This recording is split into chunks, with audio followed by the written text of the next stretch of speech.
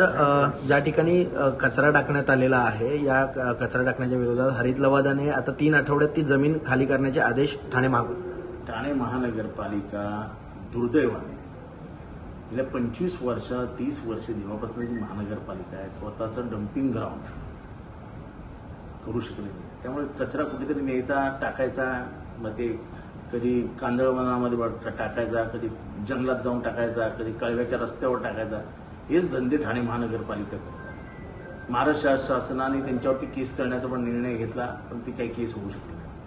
पर्यावरण विभाग काही करू शकत नाही. त्यामुळे जर हरित लवादाने हे सांगितलं असेल तर हरित लवादाने ह्याच्याकडेही लक्ष द्यावं की ठाणे महानगरपालिकेने आतापर्यंत किती कांदळवनं नष्ट केली आहेत. म्हणजे एखाद्या सरकारी यंत्रणेने, शेवटी महानगरपालिका सरकारचाच भाग आहे, कांदळवन उद्ध्वस्त करण्याचं काम केलं असेल तर हे दुर्दैव आहे. हरित लवादाच्या हे लक्षात आलं तर 200 एकर आहे, पण खरी जमीन तिथे जी ह्या सगळ्या कचऱ्यामुळे उद्ध्वस्त झाली ती हजारो एकर आहे. हजारो एकर जमीन गेल्या 40 वर्षांमध्ये 1986 मध्ये पहिली निवडणूक झाली. आता किती 20 वर्ष झाली, 40 वर्ष झाली. कचरा कुठे टाकतात? कचरा दिव्यामध्येच टाकतात.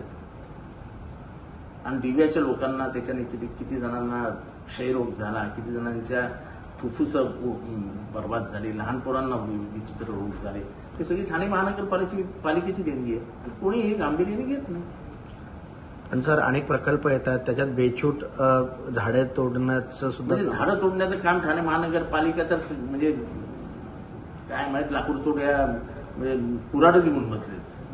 कुठलं हजार झाडं एकेका प्रकल्पामध्ये जात आहेत. कसं व्हायचं ठाण्याचं? आता हरित लवादाने 3 आठवड्यात ही जमीन खाली करायला सांगितले. काय वाटतं की याआधी सुद्धा त्याच्यावरती काहीतरी उद्योग करतील, कुठेतरी वशिले लावतील, स्टे आणतील, काहीतरी खेळ करतील, वाटोळ करतील. काय करणार नाही तसं. सर विजय वडेट्टीवार असं म्हणालेत की सुप्रिया सुळेंकडे ओबीसी प्रमाणपत्र आहे. अजिबात नाही. विजय वडेट्टीवार काही घरी गेलेले का तपासायला? काही बोलायचं, आपलं तोंडाला येईल ते बरं राहायचं. अजिबात ओबीसीचं हे आलेलं नाही. उटारडेपणा करून म्हणजे समविचारी पक्षाच्या नेत्यांनी दुसऱ्या पक्षाच्या नेतृत्वावरती असं बोलणं हेच मुळात चुकीचं आहे. आपल्याला लढाई कोणाशी करायची याचा विचार तर करा. उगाच कारण नसताना कोणावरही बोलायचं, कोणाचंही नाव घ्यायचं आणि मोठं मग आपण हेडलाईनवर कशी हे बघायचं.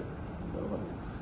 त्यांचं म्हणणं असं की मराठा नेत्यांकडे बऱ्याचशा, मी सुप्रिया सुळे यांच्याबद्दल बोलतोय, बाकी कोणाच्या घरात काय आहे याची काय मला माहिती नाही. पण सुप्रिया सुळे यांच्याकडे कुठलंही सर्टिफिकेट नाही हे मी खात्रीपूर्वक सांगतो.